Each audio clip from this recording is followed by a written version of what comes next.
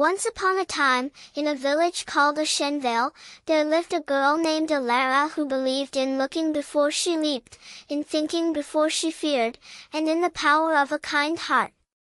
Her village had a problem. A dragon problem. Or so everyone thought. This is the story of what she found when she went looking for the truth. Dust motes danced in the sunlight streaming through the tall windows of the village hall. The room was packed with villagers, their voices a nervous hum. Lyra, the village elder, stood at the front, her face grave and lined with worry. "Quiet, please. Quiet," she called out. The murmuring faded slowly. 3 nights now. 3 nights the sheep have gone missing. "Martha, tell them what you told me." Martha stepped forward. Her clothes were still dirty from the fields. Her hands trembled as she spoke. 20 ewes. My best breeding stock. Gone. I found tracks this morning. Large tracks. Claw marks on the pen posts. Whatever took them wasn't a wolf. The crowd stirred. Whispers grew louder. Oren, a boastful village boy, stepped forward. "It's the dragon. I saw it myself. 3 nights ago. A shadow against the moon, wings black as ink, heading for the peaks. Bigger than our houses." One of the village guards spoke up. "If it's a dragon, we're done for. Our spears are meant for bandits, not dragons." Another guard added, "We should send for the king's army. The king has knights who hunt dragons." Lyra shook her head. "The king's army is 3 weeks' march away. By then, there'll be nothing left of our flocks. Winter is coming. Without the sheep, we'll starve." A fisherman named Tomas asked, "Then what do you suggest?" "That we march up there ourselves." "I suggest we think before we act," Lyra replied. "Does anyone know anything about dragons? About why they come near villages?" A pause. No one spoke. Alara stood near the back, listening carefully. She took a breath and stepped forward. "I know some things," she said. All eyes turned to her. Oren laughed. "You? What could you possibly know?" Alara stood her ground. "I've read the old books in the library. The ones about the time before, when dragons roamed freely. There are whole chapters on their behavior." Lyra looked interested. "Go on." "Dragons don't usually hunt near villages," Alara explained. "They prefer wild game. If one is taking sheep, something must be wrong. Either it's injured, or it's young and can't hunt properly. Either way, killing it shouldn't be our first option." Martha was furious. "First option? Girl, it's taking my livelihood." "I know," Alara said calmly. "And I want to help. Let me go up there. Let me see what we're really dealing with." Finn, Alara's older brother, grabbed her arm. "Alara, you can't be serious," he whispered. Oren sneered. "You? A girl your size? The dragon will eat you in one bite and still be hungry." "Then I'll be a very small meal," Alara replied. "Someone has to find out what's happening. All I'll do is look. If there's a dangerous dragon, I'll turn back and we can send for the army. But if there's another answer, shouldn't we find it?" Lyra studied Alara for a long, thoughtful pause. "The girl has courage. More than some I see here," she said, glancing at Oren. "Very well, Alara. Take 1 day. If you're not back by sunset tomorrow, we send word to the king." "Agreed?" The villagers exchanged glances. One by one, they nodded. Later, in Alara's small cottage, a fire crackled in the hearth. Alara packed a satchel with bread, cheese, a water skin, a length of rope, and a small knife. Finn blocked the doorway, arms crossed. "This is madness," he said. "You heard Oren. You heard Martha. They're talking about a dragon." "Oren's never seen a dragon," Alara replied. "He saw a shadow and decided it was one because it makes him sound important. Martha is scared, and rightfully so. But scared people make bad decisions. And what if it actually is a dragon?" Finn pressed. "Then we find out why it's taking sheep instead of deer or wild goats," she said, turning to face him. "Dragons don't usually bother with livestock. They prefer gold, jewels, things that sparkle. That's what the books say." "The books also say dragons hoard treasure and burn down castles," Finn countered. Alara nodded. "The books say that some dragons did those things. But not all of them. The old texts describe dragons who helped villages, who guided lost travelers, who spoke with wisdom. And how do we know which kind this is?" "That's what I'm going to find out," she said. She patted her satchel. Finn sighed heavily. He walked to the corner, grabbed his own cloak and a walking stick. "Fine. But I'm coming with you." Alara smiled. "I was counting on it." "If we die, I'm going to be very annoyed with you," Finn said. "If we die, I'll apologize. After we're both ghosts." They shared a small laugh and stepped out the door. The forest path wound uphill, lined with ferns and wildflowers. Sunlight filtered through the canopy in golden beams. Birds sang overhead. Alara walked ahead, scanning the trees. Finn followed, jumping at every sound. "What exactly is the plan?" Finn asked. "Walk up to a cave and knock. Find the cave. Look for clues. See if there's actually a dragon, and if there is, assess the situation," Alara replied. "Assess the situation. You sound like one of your books." "Thank you." It wasn't a compliment. I choose to take it as one. Finn pressed on. "And if there is a dragon? What then?" "We can't fight a dragon. Then we talk to it." "Talk? To a dragon?" Alara nodded. "The old texts say dragons are intelligent. They can speak, reason, even bargain. Some of them are wiser than humans. The old texts also say they breathe fire. So we stand upwind." "Easy. You're impossible. I'm practical." A rustle in the bushes made both of them freeze. Oren stumbled out onto the path, twigs and leaves tangled in his hair. He brushed himself off and tried to look dignified. "I decided you might need a real hunter along," he announced. "You followed us," Finn said flatly. "I'm protecting the village. Someone has to. Clearly you two don't know what you're doing." Alara sighed. "Oren, if you're coming, there are rules. No loud noises. No charging ahead. We observe first, act second. I know how to hunt. I've been hunting since I was your age." "You're the same age as us," Finn pointed out. "I'm older in experience," Oren insisted. Alara shook her head and continued walking. The other two followed. The trees thinned out as they reached a mountain pass. The path became rocky and steep. Before them stretched a narrow pass with sheer cliffs on either side. Wind howled through the gap.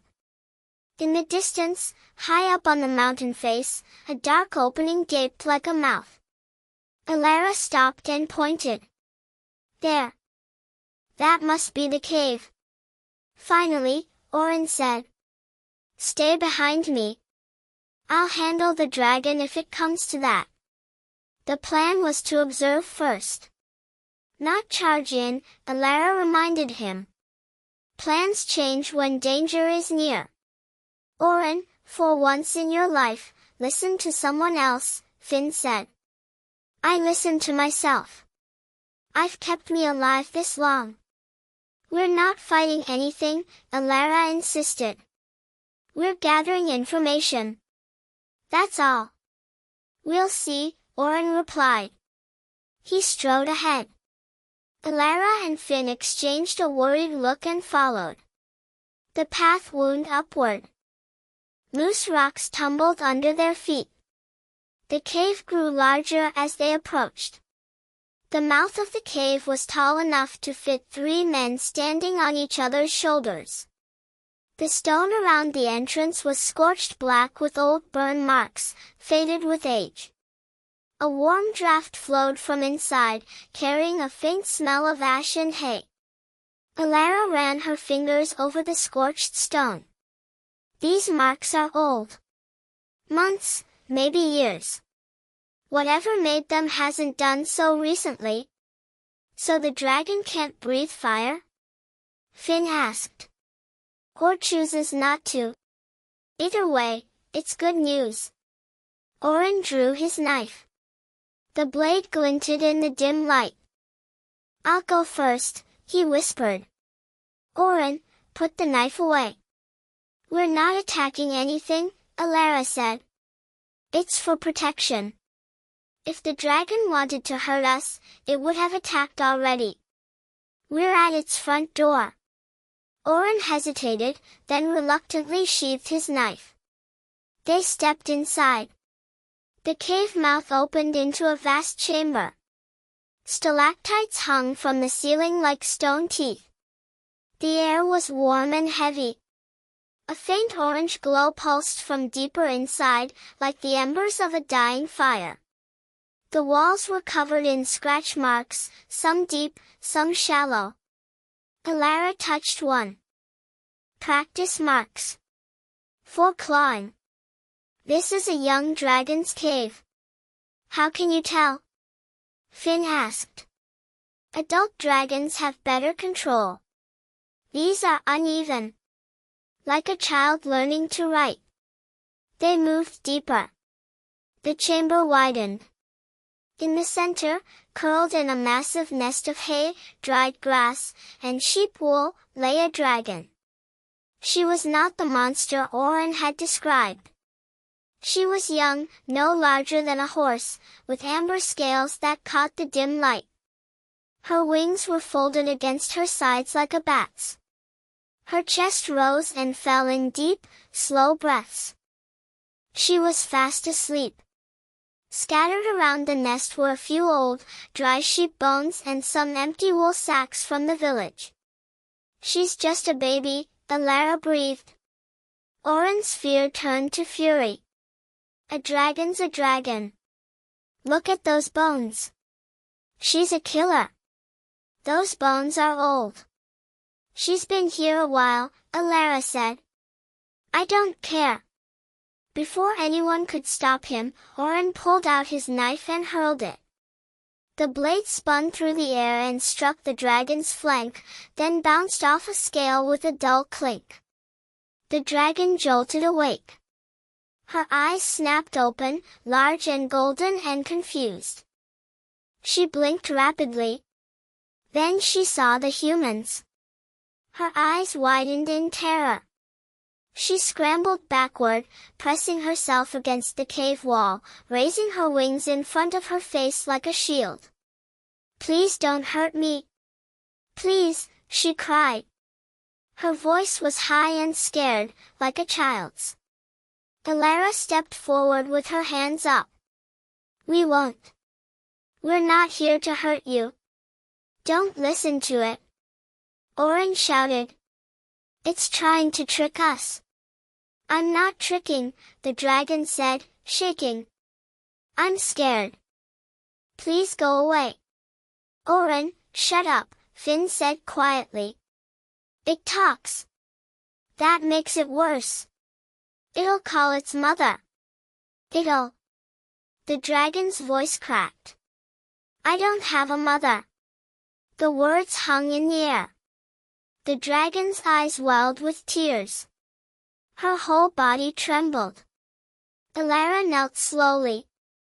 You're alone? The dragon nodded. She left. Months ago. She said she was going to find a new place to nest. A warmer valley. She said she'd come back for me. But she didn't, Elara said softly. The dragon shook her head. I waited. Every day I sat at the entrance and watched. She never came. I'm sorry, Elara said. The dragon looked down.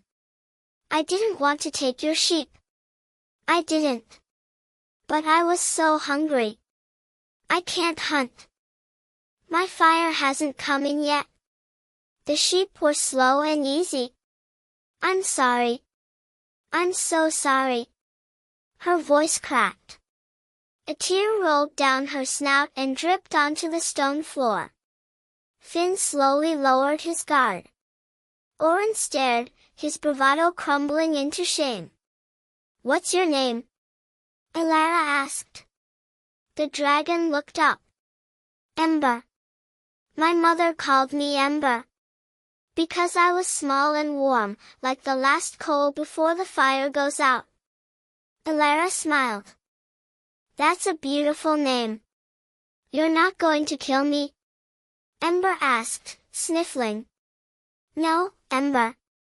We're not going to hurt you at all. So, no monster? Oren asked quietly. No monster, Elara said. Just a lost, scared child. Like us. The tension dissolved. Elara sat on the ground next to Ember, who curled up again but remained alert, her eyes watching the humans with cautious hope. Finn examined the empty wool sacks. Oren stood awkwardly by the entrance, kicking a pebble. So you've been living here alone for months? Finn asked. Yes. I tried to hunt. I really did, Ember said. But the deer are too fast. The goats climb where I can't follow. I caught a few fish in the stream, but not enough. How old are you? Elara asked. I don't know. My mother said dragons grow slowly. I'm still a child. Maybe 50 years old. 60. I don't remember. 50 years old and you're still a child? Finn exclaimed. Dragons live a long time, Ember explained. The oldest are over 1,000 years. 1,000 years? Oren said. That's a long time, yes, Ember finished. If we can get you proper food, real food, Elara said, will you stop taking the sheep? Ember nodded eagerly. I promise. I don't even like the sheep. They're woolly and they taste like grass. But I was so hungry. I couldn't think straight. What do dragons eat? Finn asked. When they have a choice. Fish. Berries. Mountain goats. Wild boar if I can catch one. I'm not picky. I just need food that doesn't taste like a field. Elara laughed. Ember's tail wagged slightly. Then we have a deal, Elara said.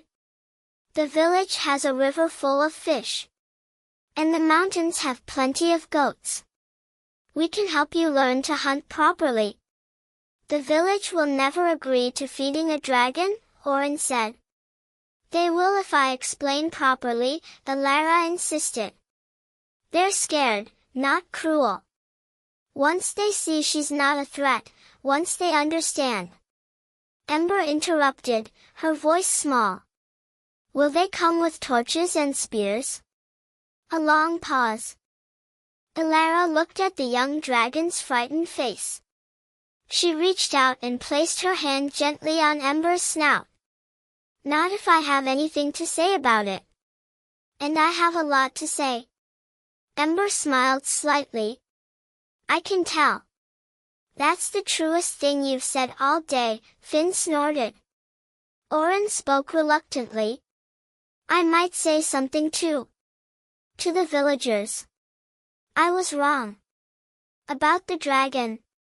About everything. Elara looked at Orin in surprise. That's big of you, Orin.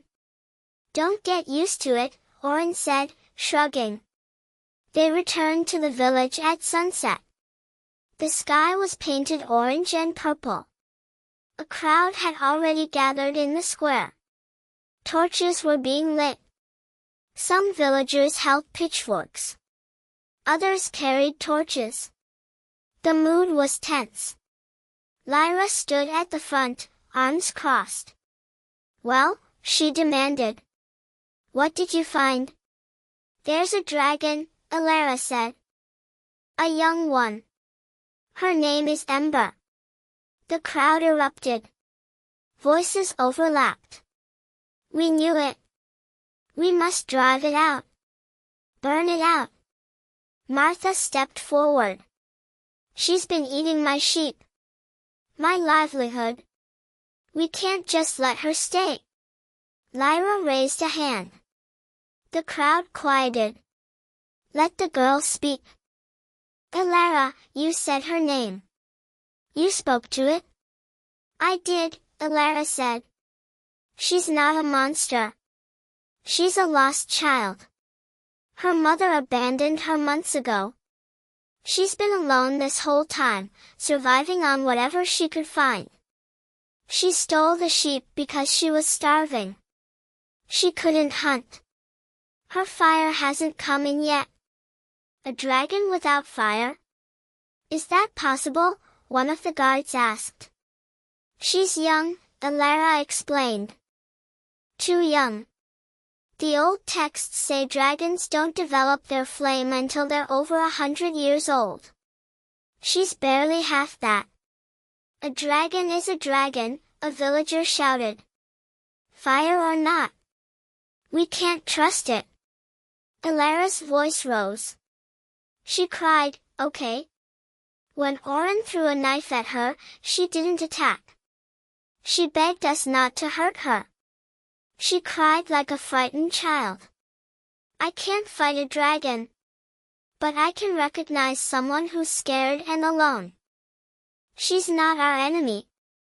She's just trying to survive. The crowd quieted. Murmurs of doubt rippled through them. It's true, Finn said. I saw it with my own eyes.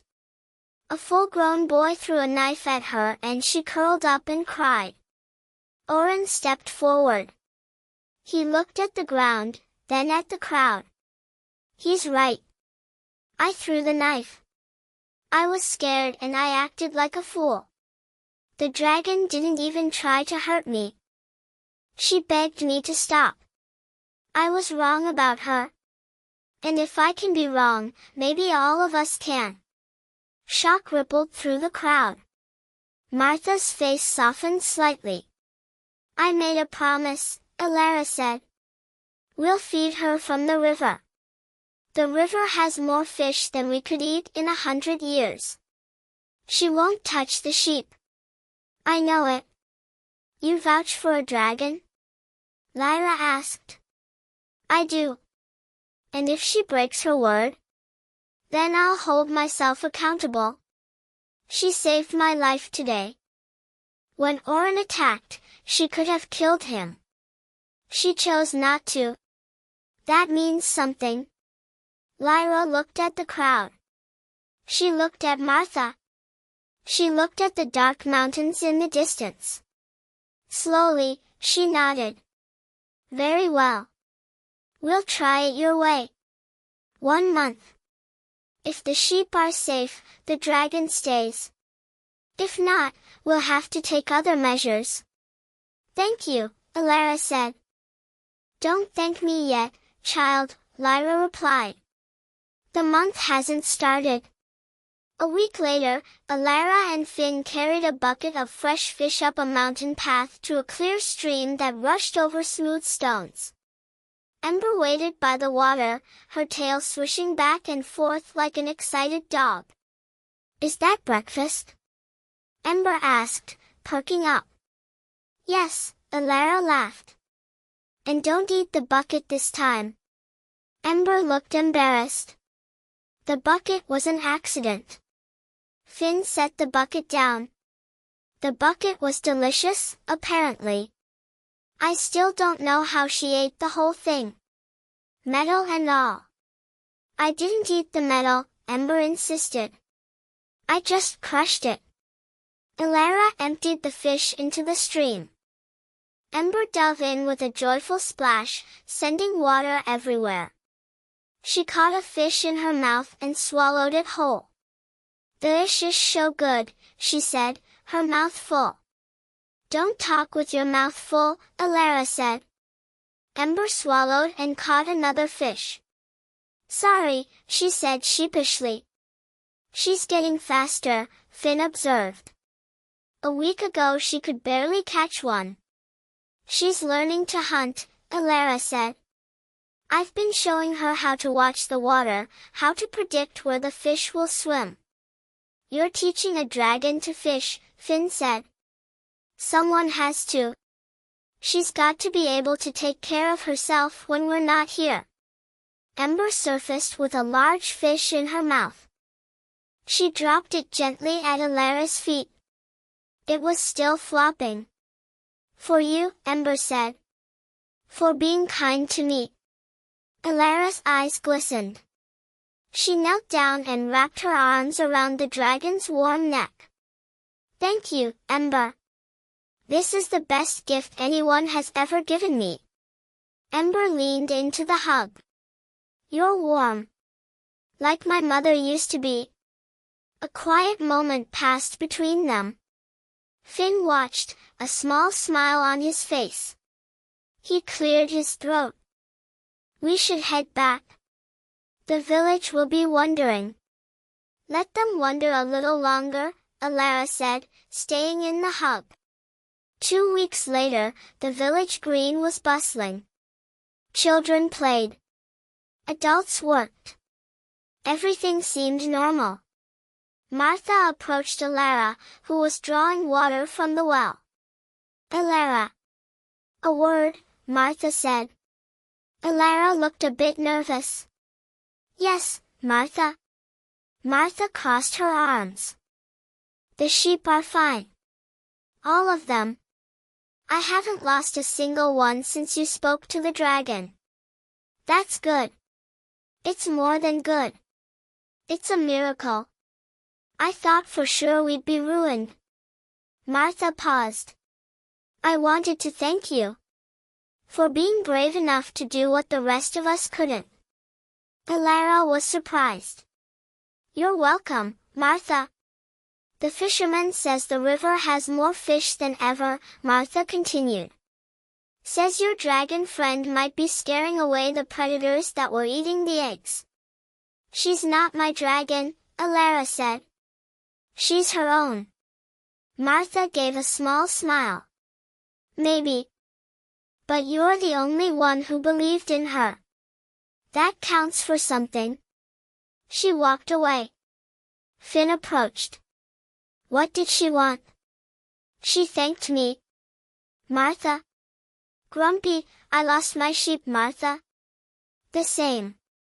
The world is changing, Finn said. No, Alara replied. The world is the same. We're just seeing it differently. 3 weeks later, in a hidden clearing near the stream, Ember was practicing her fire breath. She took a deep breath and concentrated. A tiny puff of smoke came out of her nostrils. Then a small spark. Did you see that? Ember exclaimed. That was almost fire. I saw. Alara called out from where she sat on a rock. That's amazing, Ember. I'm going to master this if it kills me, Ember declared. She tried again. Rah! Another puff of smoke. A tiny flame flickered for a second before dying. It's like trying to sneeze but not being able to, Ember said, defeated. You're getting closer, Alara encouraged her. Last week you couldn't even make smoke. Now you have sparks. When I grow up, Ember said, I'm going to have the biggest fire breath in the world. I'll light up the whole mountain. I don't doubt it, Alara said. Suddenly, a young girl named Lily peeked through the bushes. Her eyes went wide when she saw the dragon. Is that her? Lily whispered. Alara turned. Lily! What are you doing here? I followed you. I wanted to see the dragon. Ember looked nervous. Is that okay? I don't want to scare anyone. Lily stepped forward slowly. You're beautiful. Your scales look like jewels. Ember blushed, her scales glowing a deeper amber. Thank you. I think you're pretty too. Can I touch you? Lily asked. Go slowly, Alara instructed. Let her sniff your hand first. Lily extended her hand. Ember leaned forward and gently sniffed, then pressed her snout into Lily's palm. She's soft. Lily giggled. Her scales are warm. I like her, Ember said, pleased. Just then, Ben, Lily's older brother, came crashing through the bushes. Lily! You're not supposed to run off. He stopped dead. Oh! Ember spoke softly. Hello. Ben stared. It's a dragon. Her name is Ember, Alara said. She's friendly. Does she bite? Ben asked hesitantly. Only fish, Ember said. And buckets. Buckets? Ben asked, confused. It's a long story, Alara said. Soon Ben was sitting next to Lily, both of them petting Ember's neck. The dragon's eyes were half closed in contentment, a low rumble in her chest that was not a growl, but a purr. Alara watched them, her heart full. 1 month later, a celebration was held at the edge of the village. Torches lined the square. Tables were laden with food. Villagers danced to a fiddle and a drum. The mood was joyful. Lyra stood at the edge of the crowd, watching. Alara approached her. No sheep have gone missing, Lyra said. The fishing has never been better. 2 hunters say they saw your dragon scare off a pack of wolves last week. She's not my dragon, Alara said. She's the village's dragon now. Lyra smiled warmly. You were right about her. About all of it. She just needed someone to trust her, Alara said. As did you, Lyra replied. I remember when you were small, Alara. Always reading, always asking questions. The other children teased you for it. I remember. And now your questions have saved us all. Never stop asking them. Alara looked across the square. Ember stood at the edge of the tree-line, her eyes reflecting the firelight. Children crowded around her. Lily was braiding flowers into the dragon's mane. Ember's tail wagged like a puppy's. A sleepy dragon's cave, Lyra said.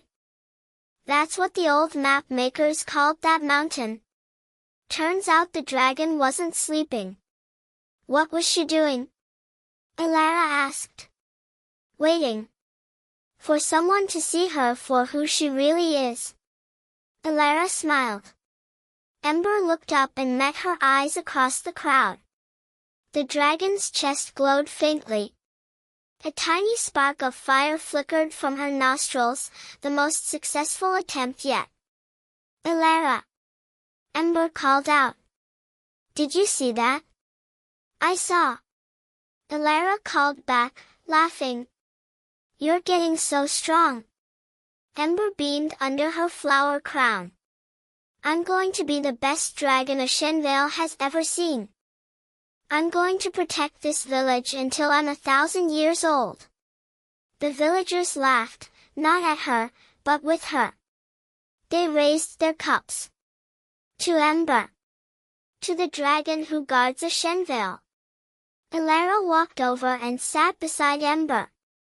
The dragon leaned against her, warm and content. You already are the best dragon a Shenvale has ever seen, Elara said quietly. Ember replied softly, Thank you, Elara. For not being scared. I